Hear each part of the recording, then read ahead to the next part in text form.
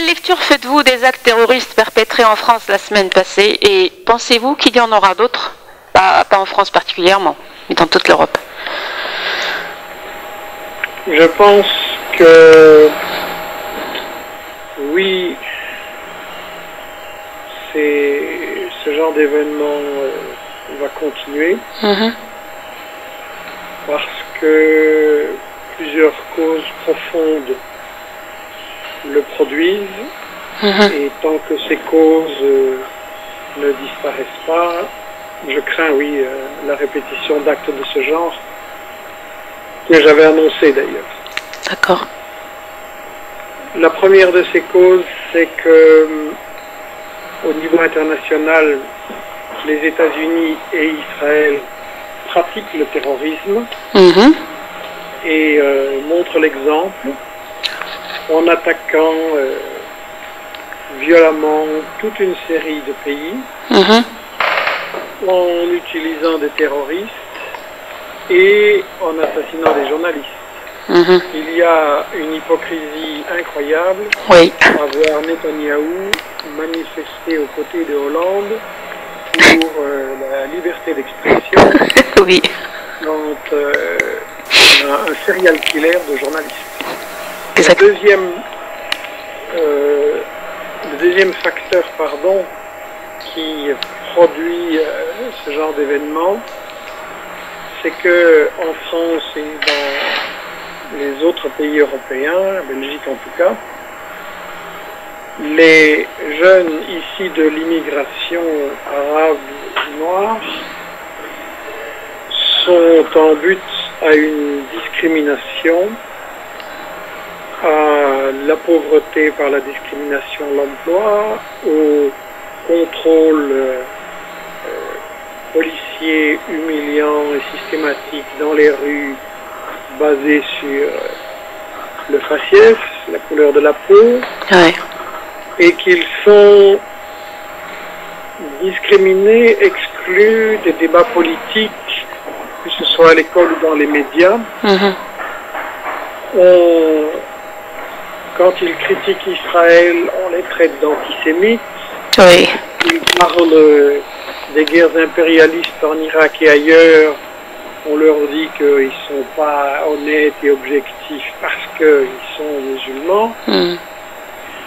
Et donc, ils sont totalement exclus du débat démocratique qui devrait avoir lieu sur des questions aussi simples que peut-on accepter qu'Israël soit le dernier État colonialiste de la planète et pratique l'apartheid et le nettoyage ethnique.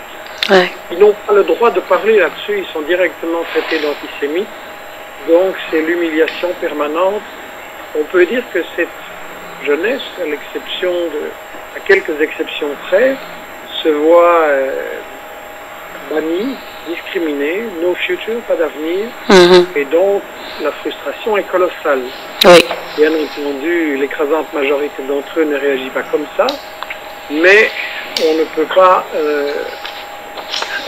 il est inévitable que certains qui sont pas encadrés, paumés, déboussolés ou manipulés, versent dans des actes de désespoir.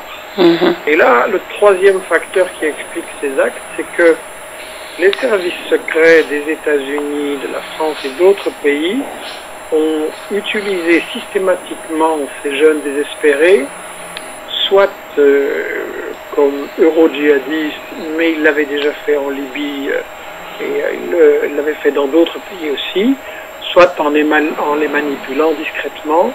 Et donc à cause de ces trois facteurs, le terrorisme d'État des États-Unis et d'Israël, la discrimination raciste envers les jeunes musulmans dans les pays européens et la manipulation des services secrets, on est malheureusement engagé, oui, dans une période où les attentats sont à craindre un peu partout. D'accord. Vous dites dans votre présentation du livre Jihad Maïdani Yassa de Grégoire Lalieu que les guerres déclenchées par les États-Unis dans différentes régions du monde vont déborder automatiquement sur l'Europe, l'Afrique, la Russie et la Chine. Peut-on dire qu'aujourd'hui, c'est ce qui arrive réellement et quelles en seraient les conséquences? Oui, cette prédiction qui a été faite en décembre en présentant ce livre du jeune Grégoire Vallieu que je trouve remarquable, oui, cette prédiction se réalise. Et la raison est très claire. Les États-Unis sont une puissance en déclin, malgré quoi ils prétendent continuer à dominer le monde. Vous dites que c'est une puissance en déclin, c'est ça? Oui, les États-Unis sont clairement une puissance en déclin économique qui a délocalisé ses richesses, qui au lieu de produire les choses nécessaires pour sa population en développant son industrie, en mettant les gens au travail et donc en créant du pouvoir d'achat, les États-Unis délocalisent, se spécialisent au pillage du monde entier et donc ils ont affaibli leur propre base économique.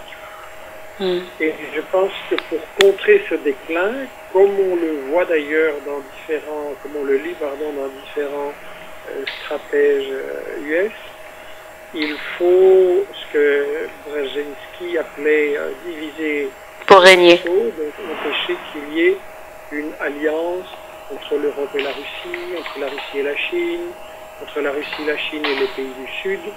Et oui, pour semer la division, on utilise tous les moyens. C'est pourquoi nous avions appelé notre livre de 2011 La stratégie du chaos. Et maintenant, ça continue.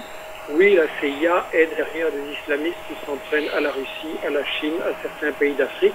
Et comme par hasard, toujours là où il y a des richesses pétrolières ou minérales importantes. Exactement. Ces attaques, comme l'attaque terroriste contre Charlie Hebdo, sont attribuées à l'islamisme radical. Pensez-vous que l'Occident est en train de subir les contre-coups de sa politique déstabilisatrice du monde en général et du monde arabo-musulman en particulier? Absolument, c'est le coup du boomerang. D'accord. On nous a dit dimanche que la France est en guerre, en effet, mais c'est la France qui a déclenché cette guerre. Oui. Et elle a utilisé les islamistes pour conquérir économiquement et stratégiquement la Libye et la Syrie. Et comme ils ne sont pas capables de gagner une guerre sur le terrain, les États-Unis non plus d'ailleurs, ils ne peuvent pas la gagner par occupation directe, alors on utilise des agents déstabilisateurs et des agents locaux, des intermédiaires. Mais forcément, quand vous déclenchez la guerre contre un ennemi qui est en fait l'ensemble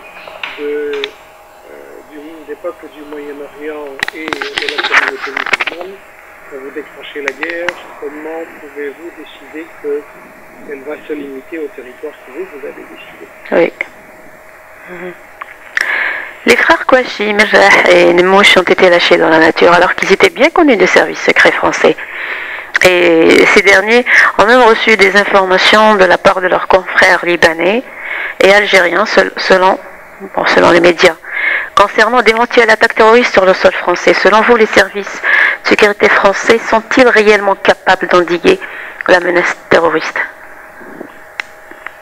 La question est, sont-ils capables ou sont-ils désireux de les endiguer?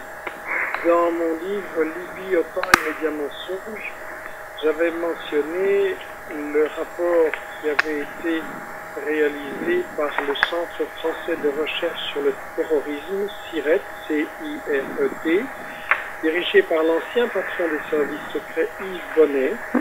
Et cette mission avait bien montré dans son rapport que les événements qui ont servi de prétexte médiatique pour attaquer la Libye et finalement tuer Kadhafi avaient été manipulés par les médias, par les médias occidentaux. D'accord. On avait déformé les faits et en réalité il y avait des agents de différents services secrets occidentaux présents en Libye, à l'est, dans la région de Benghazi, bien avant l'éclatement des premières manifestations et attaques armées. Donc, malgré les révélations de Bonnet, qui ont été complètement écartées dans la presse française et européenne, on a recommencé la même chose contre la Syrie. Oui. Donc la question qui se pose, c'est est-ce qu'on ne peut pas, ou est-ce qu'on ne veut pas endiguer la menace terroriste? Il y a dans ce livre de Grégoire Lalieu un concept intéressant à propos de Daesh et de l'islamisme, c'est le concept de ennemi utile. L'islamisme a été mis en place, utilisé, financé, armé par les États-Unis et aussi la France, et on l'utilise quand on peut. Parfois, évidemment, on a des retours de manivelle, mais c'est un ennemi utile. Oui. Et quant au travail des services de sécurité français, il faut quand même rappeler qu'en 1979, je pense, si vous pouvez vérifier la date exacte, il y a eu à Bologne en Italie un terrible attentat dans le phare, oui, avec énormément de victimes. Où? À Bologne en Italie. D'accord. On l'a attribué à l'extrême gauche qui était assez active dans cette période-là.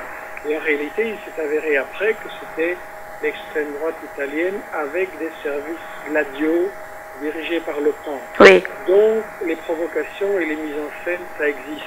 Oui. Alors moi, je n'ai aucune compétence pour mener une enquête sur les auteurs de cet attentat de Charlie Hebdo. Il y a juste une question qui m'intrigue comme énormément de gens. Quand des tueurs s'avèrent aussi professionnels, pourquoi laissent-ils leur carte d'identité dans la voiture abandonnée? Oui. On a entendu cette information, j'ai dit à un ami, ces gens-là vont être abattus tout de suite, il n'y aura pas de procès. Oui. Donc, aurons-nous droit à une enquête sur ce qui s'est passé? Les précédents ne sont pas très encourageants là-dessus. Oui, exactement. Vous ne cessez d'alerter l'opinion internationale sur la propagande des médias mainstream qui masquent la vérité et favorisent le mensonge.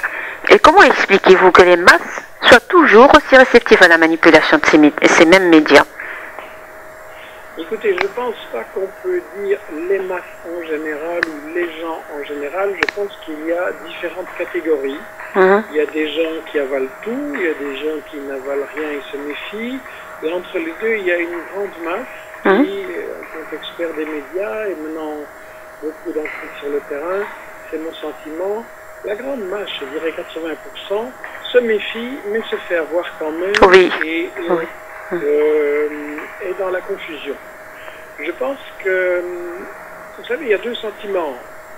Si vous dites ici, en France ou en Belgique, les médias, les journalistes, les gens vont vous dire « Ah oui, ça je ne fais pas confiance. Mais en même temps, quand vous les interrogez sur Israël ou la Libye ou la Syrie, autres questions, vous voyez qu'ils se sont quand même fait manipuler par des médias mensonges. Exact. Donc la question est complexe. Il ne faut pas sous-estimer deux facteurs. Un, l'appareil médiatique dans le système capitaliste occidental, que ce soit en France ou aux États-Unis, est un appareil extrêmement puissant, avec des moyens très sophistiqués, et le fait de mentir tous les jours, mentir, il en restera toujours quelque chose. Donc, il n'est pas facile pour quelqu'un qui travaille de longues journées, qui rentre s'occuper des gosses, qui crevait le soir, il n'est pas facile de faire tout un travail pour enquêter sur les médias.